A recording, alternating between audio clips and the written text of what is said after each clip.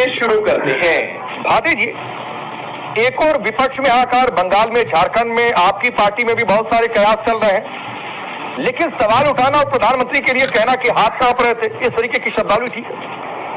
प्रधानमंत्री जी की जो वीडियो आई है ट्रंप साहब के साथ बात करते हुए, वो बहुत ही उनके व्यक्तित्व को हल्का प्रदर्शित करती है और उनकी अयोग्यता का सर्टिफिकेट है कि हमारे देश का प्रधानमंत्री कितना हल्का है। अच्छा, किस तरह हाथ में कागज लेके, जिस तरह बच्चे परीक्षा देने बैठते हैं और बच्चे पर्ची से नकल मारते हैं, नहीं, कागज लेके कागज में देख देख के, और एक्सीलेंसी एक्सीलेंसी बार बार बोल रहे थे। अमेरिका के राष्ट्रपति को एक्सीलेंसी कहने की क्या जरूरत है? सभी देशों के राष्ट्राध्यक्ष उन्हें मिस्टर प्रेसिडेंट कहते हैं, उनके देश का मीडिया उन्हें मिस्टर प्रेसिडेंट कहता है। मिस्टर प्रेसिडेंट कहना एक बराबरी का दर्जा होता है, एक्सीलेंसी कहना ऐसा होता है जैसे हमारे मालिक हैं। ये एक्सीलेंसी कोर्ट में कहा जाता था पहले, उसे भी रोक दिया गया भारत में तो कि ये शब्द जो है गुलामी का प्रतीक है, तो सामंतवाद का प्रतीक है, साम्राज्यवाद का प्रतीक है। तो माननीय मोदी जी देखिए, हमारे देश के प्रधानमंत्री हैं, उस नाते हम उनका सम्मान करते हैं, लेकिन उनकी अयोग्यता समय समय पर जाहिर होती रहती है। पिछवाड़े में तो धो निकल जाएगा, यदि बहम पाल रहे हो बेटा। उनका अपनी कोई बहुत ज्यादा शिक्षा नहीं है, वो खुद स्वीकार कर चुके हैं कि मैं तो खाली 9वीं 10वीं तक पढ़ा था, कोई ज्यादा पढ़ा नहीं हूँ, मैं तो घर छोड़ कर निकल गया था। और वो सब नकली मार्कशीट बनवा ली बीजेपी वालों ने। मोदी जी ने कभी दावा नहीं किया कि मैंने एमए पास किया है। उनके समर्थकों ने एक नकली मार्कशीट चला रखी है कि उन्होंने जो है उसमें वो की थी, एमए की थी दिल्ली यूनिवर्सिटी से, एंटायर पॉलिटिकल साइंस में। आपको बहुत आनंद आ रहा है और नहीं तो क्या, पॉलिटिकल साइंस कोई शब्द आपको बहुत आनंद आ रहा है ना भाटी जी? जी, डिग्री विवाद सुलझ गया तो फिर भी आपको बहुत आनंद आ रहा है? नहीं, हमें आनंद नहीं आ रहा, हमें शर्मिंदगी हो रही। नहीं सर, आपको आनंद आ रहा है भाटी जी? हमें आनंद नहीं आ रहा, हमें शर्मिंदगी हो रही है। लग रहा है कि परम आनंद के हमारे देश के प्रधानमंत्री इतने अयोग्य हैं। अबे साले, नहीं एक यहाँ पर रवायत है। से आनंद कहना चाहे आप इतने, नहीं वो लग रहा है ये एक रवायत बन रही है कि आप लोगों को देश के प्रधानमंत्री का मजाक उड़ाने को कह दिया जाए, सबसे प्रिय सब्जेक्ट है। अरे राकेश पांडे जी, आप लोकतंत्र को ठीक से समझ नहीं पा रहे हैं, आपकी पत्रकारिता अधूरी है। नहीं सर, तो आपकी नेतागिरी भी अधूरी है भाटी जी, आपकी नेतागिरी भी अधूरी है। जहाँ नेता मौका देगा, नेतागिरी भी अधूरी है। सुनिए मेरी बात सुनिए। नहीं, मैं बता रहा हूँ सर, अगर भाटी जी आपको मेरी पत्रकारिता अधूरी लगी तो आपकी नेतागिरी भी अधूरी है। अब मेरा जवाब, नेतागिरी पूरा करिए, उसके बाद पत्रकारिता पर समझ। जवाब तो सुन लो, जवाब सुन रहा हूँ।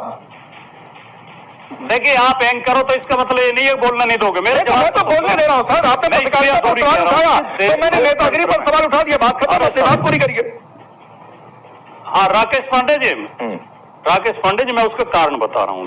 बोल। देखिए, एक पत्रकार को इतनी समझ तो होनी चाहिए कि लोकतंत्र में विपक्ष जहां मौका मिलेगा वहां सरकार की आलोचना करेगा, सरकार के प्रमुख की आलोचना करेगा। ठीक, ये कोई गुनाह नहीं है, ये कोई अपराध नहीं है। जो आप बार बार ये सवाल उठाते हो अपने शो में कि मोदी जी का विरोध क्यों कर रहे हो, मोदी जी का विरोध क्यों कर रहे हो? हम विरोध करेंगे, हम विपक्ष हैं। अभी बात है भाई, मैंने कब कहा कि मौका ही क्यों देते हैं? नहीं भाटी जी, मैंने कब कहा कि मोदी जी को अध्ययन करना चाहिए, मैंने कब कहा कि विरोध मत चाहिए? मैं आपको चैलेंज कर रहा हूँ, आप कह रहे थे कि आपको आनंद आ रहा है। नहीं, मैं कह रहा हूँ मजाक उड़ाने में आनंद आ रहा है। आपको आनंद आता है? मैं कह रहा हूँ मजाक उड़ाने में आपको आनंद आता है। नो, हम मजाक नहीं उड़ा रहे, हम सच्चाई बता रहे हैं। हम सच्चाई बता रहे हैं। हम शर्मिंदा है कि हमारे देश का प्रधानमंत्री इतना अयोग्य है। तेरा तो गेम बचाना पड़े। हम इस बात पर शर्मिंदा, हम खुश नहीं है, हमें आनंद नहीं आ रहा, हमें दुख हो रहा है कि हमारे देश का प्रधानमंत्री इतना अयोग्य है कि वो कागज हाथ में लेके बैठता है जब अमेरिका के राष्ट्रपति के सामने बैठता है। और हमारे प्रधानमंत्री की हिम्मत असली मुद्दों को उठाने की नहीं होती। जो नमस्कार दोस्तों, मैं हूं सुनील और आप देख रहे हैं क्विक रिएक्शंस में आप सबका एक बार फिर से स्वागत है। आज का वीडियो होगा राधिका खेड़ा और राजकुमार भाटी के बीच में। राजकुमार भाटी जो कि पिछली बार ब्राह्मणों के बारे में कुछ गलत बोलते हुए पाए गए, और राधिका खेड़ा जो है बीजेपी के वरिष्ठ पत्रकार के तौर में जाने जाते हैं आजकल। तो राजकुमार भाटी ने पीएम मोदी को अपशब्द बोल दिया है और राधिका खेड़ा ने इनको दरकिनार कर दिया है, इनको पेल दिया है। इसी हवाले से वीडियो होने वाला है। चैनल पर पहली बार आए तो सब्सक्राइब जरूर कीजिए। वीडियो के अंत में मिलते हैं। ट्रंप ने हमारा अपमान किया, कहा मैंने मोदी को धमका के कह दिया, मैंने सीज फायर करा दिया और मैंने बोल दिया रूस से ईरान से तेल नहीं खरीदेंगे और मैं वो लगा दूंगा। ठीक है, तो ये इस तरह की बात है जब वो कहते हैं तो तब मोदी जी को जवाब देना चाहिए। हम एक संप्रभु देश हैं, ठीक मजबूत देश है, दुनिया के सबसे बड़े लोकतंत्र हैं। एकदम हमारे प्रधानमंत्री में दम होना चाहिए। ठीक है सर, वो दम समाजवादी पार्टी या कांग्रेस पार्टी या किसी दूसरी पार्टी के दफ्तर से तय नहीं होगा। देश के प्रधानमंत्री में दम है कि नहीं है वो इस देश के नागरिक तय करते हैं और जब चुनाव आता है तो तय कर देते हैं। देश के नागरिक 2014 से सब तय कर रहे हैं। हमसे ही दम। मैंने कब कहा कि आप नहीं है इस देश के नागरिक भाटी जी, लेकिन अभी सियासी तौर पर दम नहीं है कि देश की जनता आपको मैंडेट दे कि आप सत्ता में जाए। मैंडेट लेकर आइएगा फिर बताइएगा। सियासी तौर पर दम की बात, आपकी नागरिकता पर किसी ने सवाल नहीं उठा दिया। हम यूपी की सबसे बड़ी पार्टी है लोकसभा में। हाँ तो ठीक है सर, सत्ता में ना यूपी में है ना केंद्र में, तीसरे नंबर की पार्टी है। तो सत्ता में ना यूपी में है ना केंद्र में, तीसरे नंबर की पार्टी है। आप लोकसभा में यूपी में सबसे बड़ी पार्टी नो डाउट है, लेकिन सत्ता में ना उत्तर प्रदेश में है ना देश की राजधानी दिल्ली में है। तो छोड़ दीजिए सर, आप इसी में खुश होते रहिए। राधिका खेड़ा जुड़ गई है, राधिका खेड़ा जुड़ गई है। राधिका खेड़ा मसला सिर्फ इतना था कि क्या प्रधानमंत्री मोदी पर सवाल उठाए जा रहे हैं कि मजाक उड़ाया जा रहा है। रोम रोम भाइयों, यहाँ पे बैठे एक आदमी से मैं सुन रही थी कि वो कह रहे थे मेरे देश के प्रधानमंत्री अयोग्य है। ये वो आदमी कह रहा है ना जो ब्राह्मणों की तुलना किससे करता है, जो जिस समाज से आता है गुर्जर समाज से उसकी तुलना किससे करता है। एक ऐसा बहुत ही नहीं है तो आप उठ जाइए। मैं आपके बीच में नहीं बोली तब आप मेरे देश के प्रधानमंत्री के लिए अटपटांग बोल रहे थे। राकेश जी कंट्रोल करिए, फिर मैं सबके बीच में बोलूंगी। मैदान छोड़ के भाग रही हो, अखाड़ा छोड़ के भाग रही हो। राकेश जी उनकी गुंडागर्दी खत्म हो गई हो तो मैं बोल दूं, आप इनको म्यूट करेंगे कि ये पास जवाब नहीं है। हाथ जोड़ कर उठ जाओ सो से। नहीं, ये आप कैसे तय करेंगे कि हाथ जोड़कर उठ जाए? आप ही की बात को तो कोट किया ना। आप कह दीजिए कि टॉपिक नहीं है, उस टॉपिक को क्यों बीच में लेकर आना, वो बात लेकर गए। टॉपिक कहा तो आप ही का सर था ना भाई। 10 मामले उठा सकता हूँ। चलिए राधिका पॉइंट पर 2 महीने पहले तक तो राधिका खेड़ा गाली देती थी मोदी जी को। आप भी तो समाजवादी पार्टी में नहीं थे ना, आप कौन सी पार्टी से आए?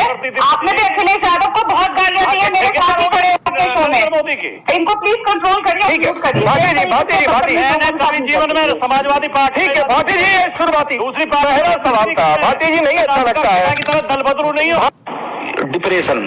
भाटी जी छोड़ दीजिए सर, आपकी पार्टी में 10 दल बदलू मिल जाएंगे, हर पार्टियों में दल बदलू मिल जाएंगे।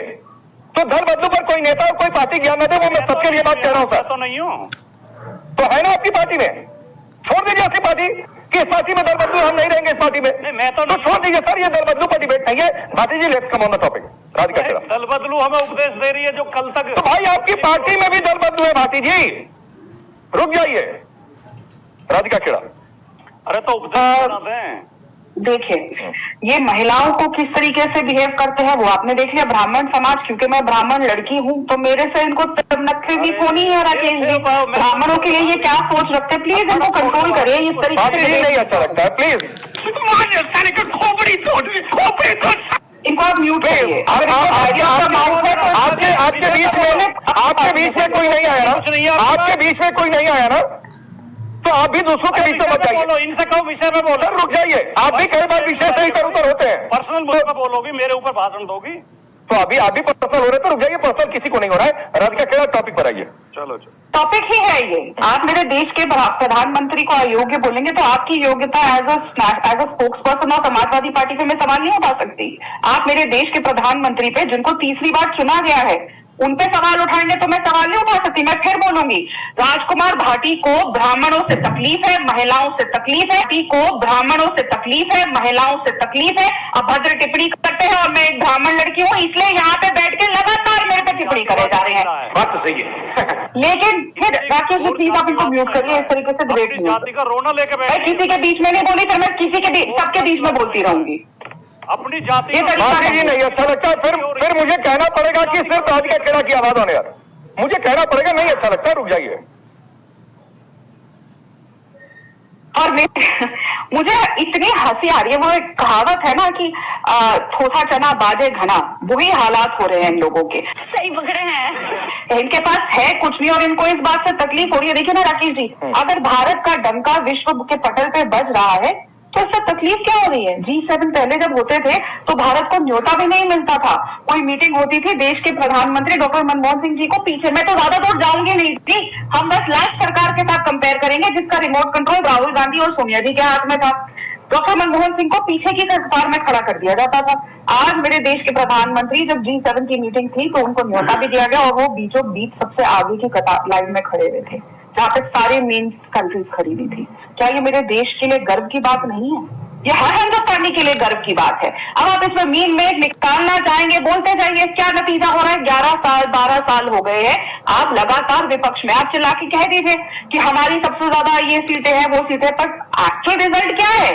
एक्चुअल रिजल्ट ये है कि ना आप उत्तर प्रदेश में हैं, ना आप सेंटर में हैं और ना आने वाले हैं। पूरा के पूरा इंडी ठगबंधन एक हो गया जो आज बिफर रहा है। जब पूरे के पूरे एक हो गए थे तो टोटल सीटें भी भारतीय जनता पार्टी के बराबर नहीं ला पाए। और जब देखिए ना, बेसिक चीज होती है, जब तीसरी बार चुनाव में कंपेयर करिए यूपीए के साथ, यूपीए कितनी सीटों पे आ गई थी राकेश जी तीसरे चरण जब उनका चुनाव हुआ था?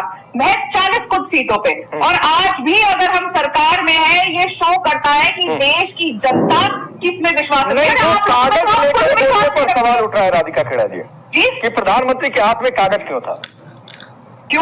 क्यों होना गलत बात है? आप यहाँ पे शो करते हैं, आपके हाथ में आईपैड होता है, भाटी साहब के हाथ में इतनी बार कागज पेन होता है, क्यों? कोई प्रॉब्लम है क्या? अगर कोई मुद्दे हैं जिनको वो डिस्कस करना चाहते हैं ताकि कोई भी मुद्दा ना छूटे, उस पर पॉइंट्स अगर लिखे हुए हैं कि ये मुद्दों को कवर करना है, तो उसमें क्या प्रॉब्लम है? ठीक है। एक इंपॉर्टेंट मीटिंग हो रही है, जब हम मीटिंग में जाते हैं, पता नहीं है लोग कैसे, देखिए इसीलिए प्रॉब्लम है जब इन लोगों के यहाँ पे पता नहीं क्या होता है। पर चाहे कोई कॉर्पोरेट हो, चाहे स्कूल हो, कॉलेज हो, कहीं पे हो, कोई भी मीटिंग होती है, एक पेन, पेपर, बेसिक बुक्स लिखने के लिए कोई सबके पास चीजें होती है। That's how protocol is. अगर इन लोगों की कोई मीटिंग नहीं होती है,